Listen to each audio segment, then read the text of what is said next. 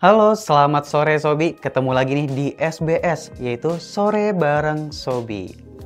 Di episode SPS kali ini, kita akan membahas salah satu instrumen investasi yang cukup jarang diperbincangkan ya, yaitu adalah ETF atau Exchange Trade Fund.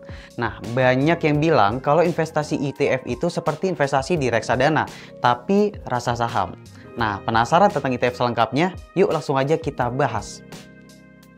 Oke, mungkin kita mulai dari apa itu ETF. Nah, ETF itu merupakan reksadana berbentuk kontrak investasi kolektif yang unit penyertaannya diperdagangkan di Bursa Efek Indonesia. Sederhananya, ETF adalah reksadana yang diperdagangkan di bursa. Hah, maksudnya gimana?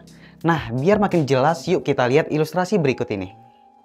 ETF memiliki struktur produk sama seperti reksadana, yang dikelola profesional dan juga portofolio terdiversifikasi. Namun, transaksinya dilakukan secara real time, seperti saham di bursa.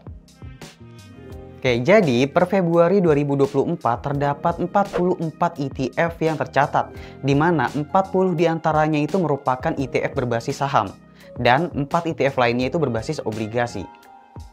Kenapa sih kita harus investasi di ETF? Nah, ETF ini bisa jadi sarana diversifikasi portofolio. Dan bagi Sobi, investor saham, ETF ini bisa menyeimbangkan portofolio dari eksposur risiko yang terlalu ekstrim dari pergerakan saham. Keunggulan produk ETF merupakan gabungan dari produk reksadana dan saham. Nah, berikut beberapa keunggulan ETF. Pertama, transaksi ETF kapanpun dan dimanapun selama jam bursa dengan harga real time. Yang kedua, satu ETF berisi banyak saham atau efek lain. Yang ketiga, manajer investasi akan mengelola ETF Anda. Yang keempat, seluruh isi portofolio ETF dipublikasikan setiap hari. Yang kelima, satu lot ETF sangat terjangkau. Yang keenam, dealer partisipan berperan sebagai liquidity provider untuk memastikan ETF dapat dijual dan dibeli kapan saja. Yang ketujuh, analisa yang dibutuhkan lebih minim dibandingkan dengan saham. Berikut adalah list ETF yang tercatat di Bursa Efek Indonesia.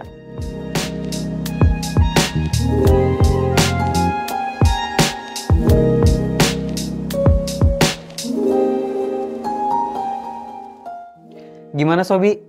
Setelah mendengar penjelasan awal mengenai instrumen investasi yang satu ini, makin penasaran dengan investasi ETF? Nah, sekian penjelasan mengenai ETF di episode kali ini ya. Di episode SBS ETF selanjutnya, kita akan membahas mengenai cara investasi ETF, risiko, serta keuntungan investasi ETF. Jangan lupa follow sosial media kita di Benny Sekuritas dan Beyonce ya. Bye!